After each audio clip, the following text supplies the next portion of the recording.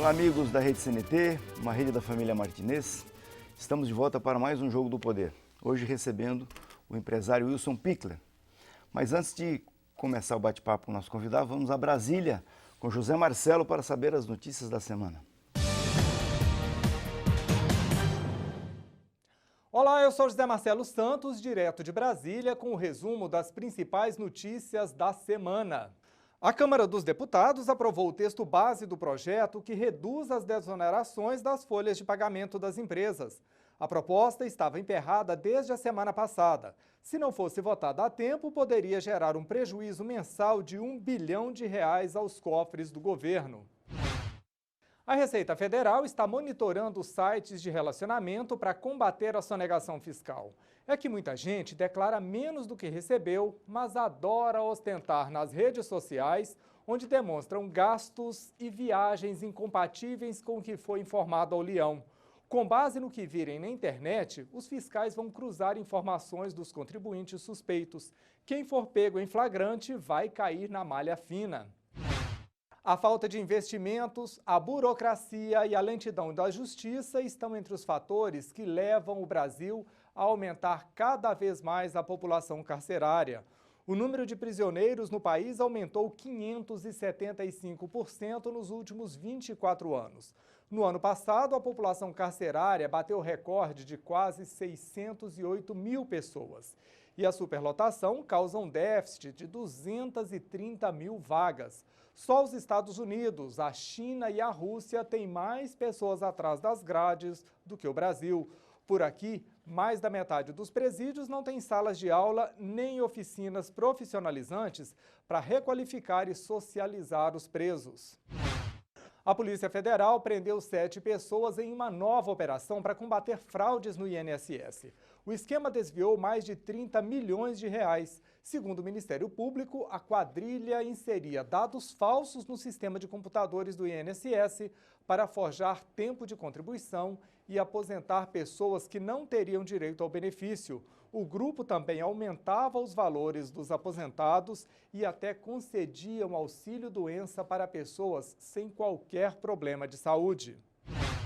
Ao manter a atual política de reajuste do salário mínimo, que leva em conta a inflação do ano anterior, mais o PIB de 2 anos atrás, os deputados estenderam o benefício aos aposentados, que passaram a ter direito aos mesmos reajustes dos trabalhadores da ativa. O governo alega que a regra pode comprometer as contas da Previdência e gerar um gasto extra de mais de 9 bilhões por ano. A medida ainda precisa ser votada no Senado. Eu vou ficando por aqui, mas estarei de volta na semana que vem. Um abraço e até lá. Pois bem, retornamos aos estudos da Rede CNT em Curitiba, no Jogo do Poder, para o bate-papo com o empresário Wilson Pichler. Muito boa noite, obrigado por ter vindo aqui. Boa noite, Rocha, boa noite aos telespectadores da Rede CNT. É uma honra, é uma satisfação poder participar do seu programa. Você já é bem conhecido da população do Paraná, mas eu queria só ler um trechinho aqui do texto que foi passado pela produção. Wilson Pichler é filho de mecânico costureira, nascido em Guaíra, mudou-se com a família para Maringá com 2 anos de idade e aos 16 veio a Curitiba para estudar no Cefet, onde se formou técnico em eletrônica. Depois de se graduar em física pela Universidade Federal do Paraná, ousou lançar-se no mundo dos negócios, fundando o Instituto Brasileiro de Pós-Graduação e Extensão, o IBPEX, que provocou uma revolução no ensino superior ao lançar um inédito e bem-sucedido programa de qualificação de professores para a educação básica, denominado A Faculdade Vai à Escola. Hoje comanda um conglomerado educacional liderado pelo Centro Universitário Uninter, que reúne 8 empresas com mais de 150 mil alunos e está presente em 440 cidades em todos os estados.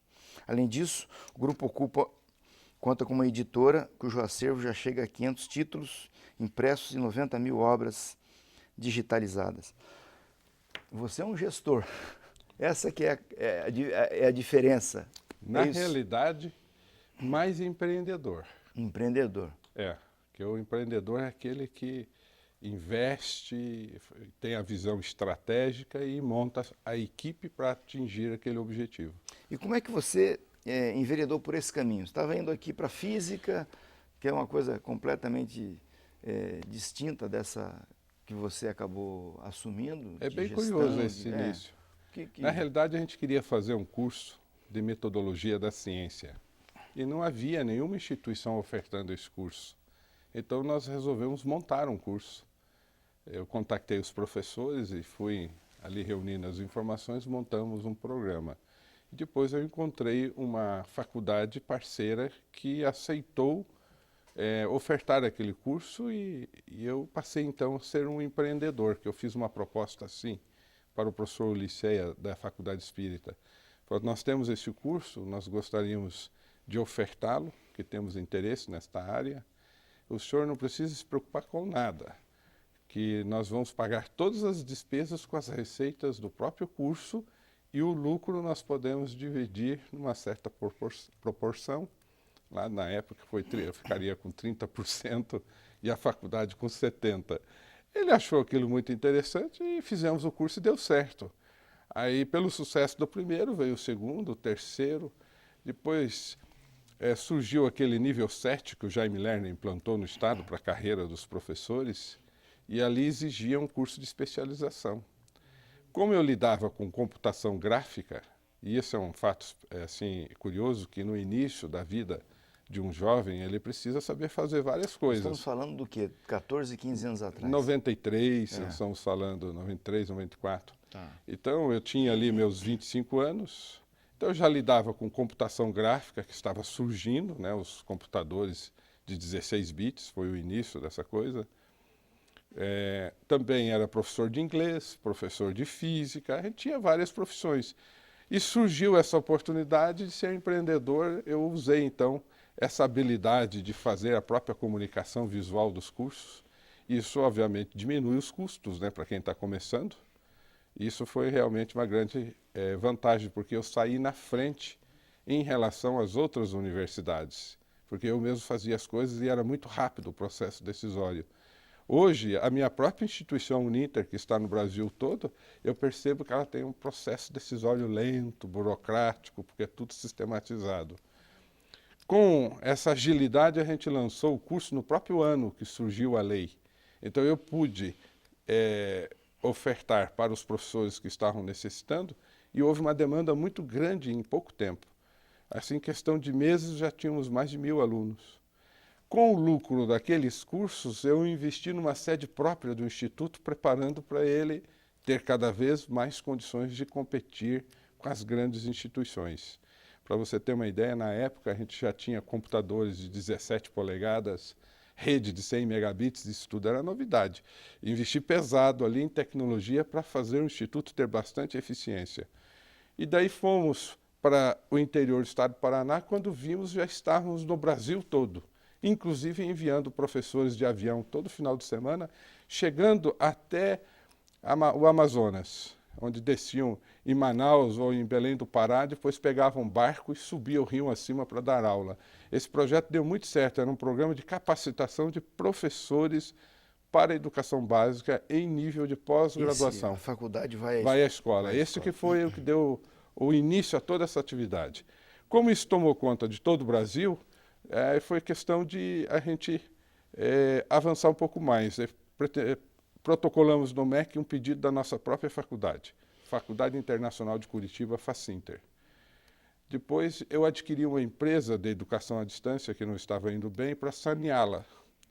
E nesse saneamento nós fizemos pedidos ao Ministério da Educação de credenciamento de programas de graduação e pós-graduação via satélite para todo o Brasil. Aquilo era novidade também para o Ministério da Educação. Eles vieram, estudaram. Teve época aí que o MEC chegou a mandar uma equipe de 8 professores para avaliar isso tudo. Depois de tanto lidar e investir nisso, nas condições de oferta, o MEC finalmente credenciou a faculdade para ofertar o que hoje vocês estão observando aí, que é a educação à distância, que no início as outras faculdades ficaram muito assim, como posso dizer... Certo preconceito. Um certo preconceito, com certa desconfiança. Mas como a coisa começou a funcionar, daí as outras vieram também. Hoje o desejo de toda a faculdade é ter um programa de educação à distância. Eu vou ter que chamar o intervalo comercial e depois eu quero que você, na volta, nos dê uma noção bem rápida do que é isso que nós temos no Brasil, que a gente ouve falar, mas não sabe direito o que é. Mas isso depois dos comerciais. Voltamos aqui no Jogo do Poder com o empresário Wilson Piccoli.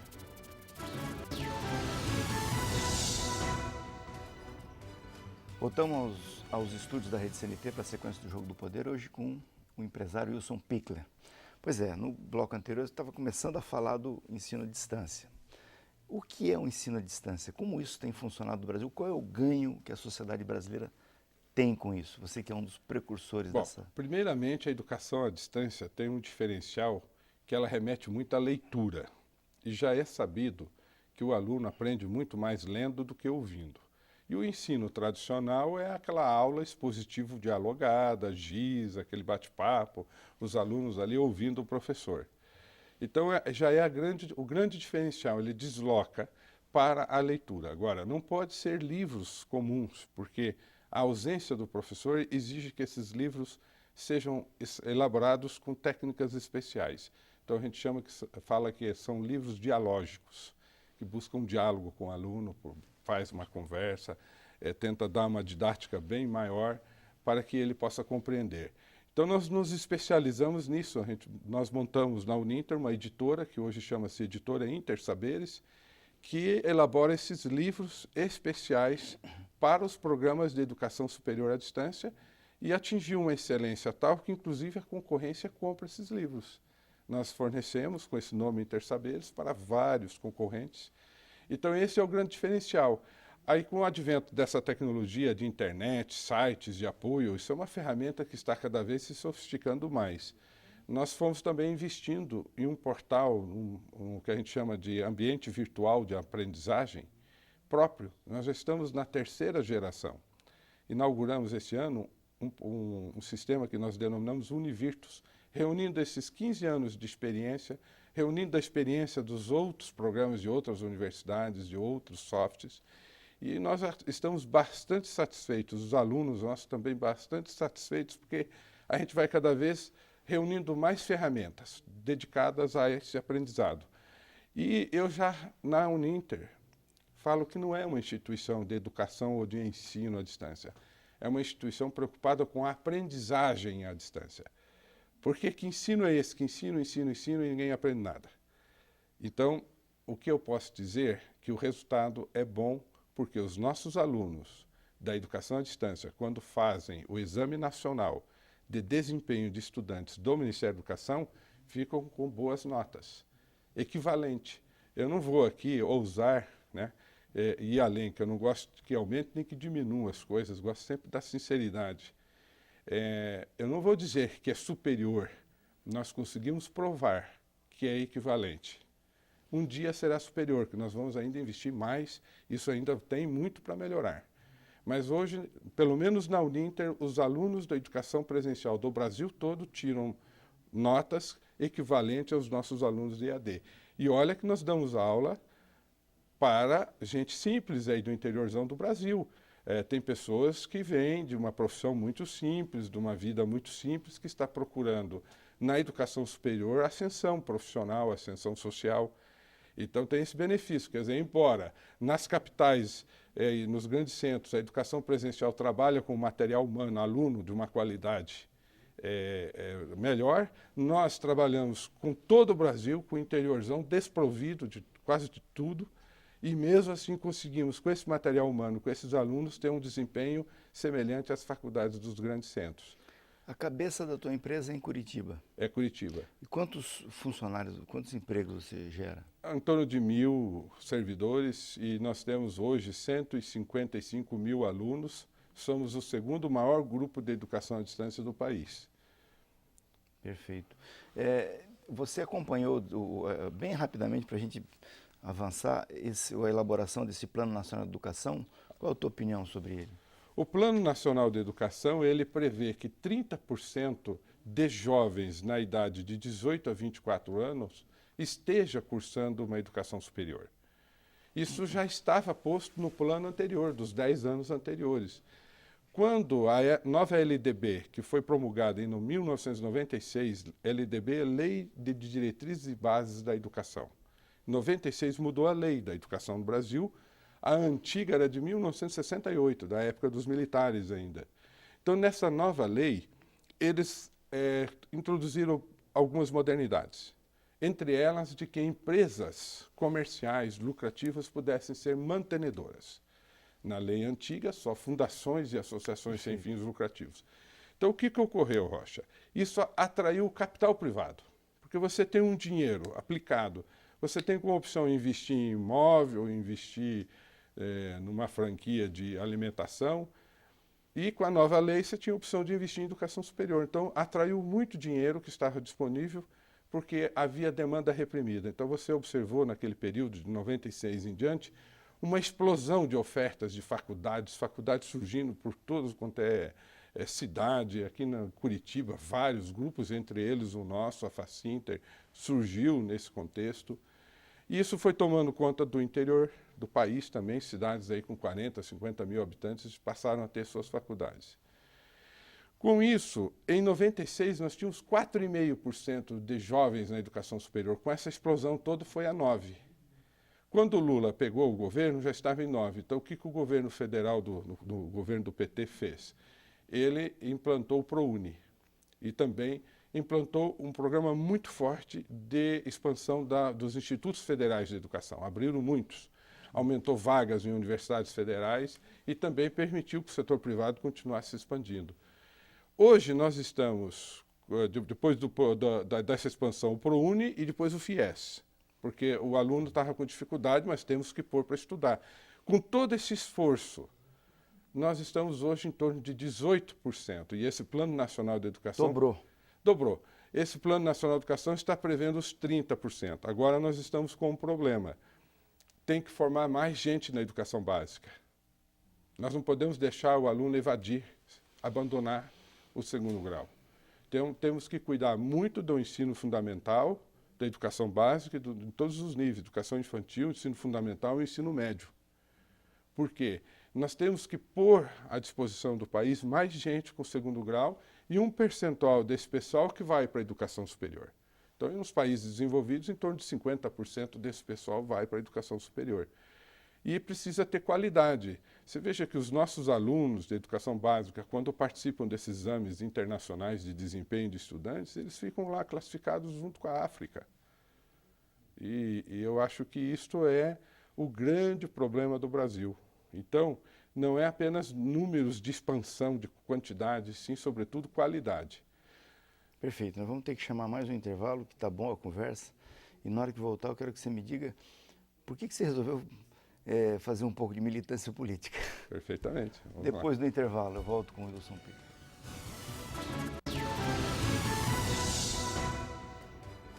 Voltamos aos estúdios da Rede CNT, hoje recebendo o empresário Wilson Pickler. Bom, isso é um caso de sucesso, deu certo. Obrigado. Aliás, tem uma campanha bonita sua aí com o Pelé. Na cidade com o Pelé. O pessoal fala que eu fiquei muito grande perto do Pelé. Ficou maior do que o rei. Mas eu tenho 1,95 m. Um jogador de basquete chega até 2,20 m. Eu não sou um dos maiores que tem por aí. E o Pelé não é tão alto, nem tão grande, né? Mas ele é um craque, ele é o campeão, né? Ele era um craque. Bom, me mata uma curiosidade. Por que você, com essa trajetória de sucesso, né, no mundo empresarial, até uma pessoa muito festejada no setor, resolve ir para a política? Olha o que está acontecendo na política hoje, né? Por que uma pessoa como você vai para a política? É uma pergunta que muitos me fazem. E eu gostaria que mais fosse, mas eu queria que você esclarecesse. Eu vou explicar assim. Quando eu vim estudar já no Cefet, eu concorri 2 eleições para o Grêmio Estudantil. Então, parece que já era uma vocação que ali havia. Mas eu fiquei ausente da política por questões empresariais e só fui entrar, de fato, na política em 2006, quando eu disputei para deputado federal, numa primeira tentativa, e fiz 36.820 votos. Fiquei na primeira suplência. Aí o Barbosa Neto se elegeu prefeito, né, ou elegeram ele prefeito em Londrina. Eu assumi por 2 anos como deputado federal. A vocação de concorrer a federal, à vontade, veio do ProUni. que o ProUni é um programa de bolsas de estudos para alunos de baixa renda. E eu vi o ProUni ser sabotado, a votação dele na minha frente na Câmara dos Deputados. Eu fiquei tão bravo que estavam sabotando um programa de bolsas de estudos para alunos com dificuldades financeiras, que eu falei, eu vou ser deputado federal, eu volto para cá como deputado federal, que o que aconteceu aqui hoje, nesta manhã, é um absurdo. E, para salvar o ProUni, eu mandei uma carta para o Tarso Genro, ministro da Educação na época, dizendo assim, a Facinter manifesta interesse em participar do ProUni, independentemente das condições que vierem a ser estabelecidas na lei, por entender o espírito social do referido programa, e declara desde já adesão antecipada. Essa adesão antecipada fez o Ministério da Educação ficar perplexo. Falou, espera aí, tem alguma coisa errada. Tem uma carta lá de uma faculdade de Curitiba que diz que quer participar e é para fazer a lei do jeito que for aí que eles aceitam participar. E aqui está havendo muita briga de mantenedores que não querem. Na realidade, os antigos, que eram filantrópicos, não queriam dar bolsas de estudos, porque eles já tinham filantropia. E as novas, da nova lei de 96, era ótimo trocar bolsas, vagas vazias na sala por imposto, era ótimo, vamos ceder essas bolsas, pode dizer quantos vocês querem aí que a gente vai participar. Com isso, o Ministério me ligou. O senhor conhece mais instituições que pensam como a sua? Eu falei, conheço. O senhor pode organizar uma reunião para o Ministério da Educação, reunindo essas pessoas? E aí que eu acho que a humildade falou alto. Sabe o que eu respondi? Falei, eu até poderia, mas eu acho que eles não seguem a minha liderança porque eu sou concorrente. Mas eu posso ajudar a organizar e dizer quem convidar. Vocês organizam em nome do Ministério da Educação. Certo. Ele falou, pois não. Então, quem convidar? Eu falei, simples. Convide todos que foram criados depois de 96, que o inimigo, o opositor, são as antigas. Fizeram, foi um sucesso. Mais de 40 instituições assinaram adesões antecipadas, aquilo motivou o governo a fazer a medida provisória. Com a medida provisória, centenas de instituições aderiram e nós derrotamos o inimigo perverso. E está aí o ProUni até hoje. Está aí o ProUni, olha, já formou mais de 1 milhão de alunos com bolsas e tem mais 1 milhão estudando.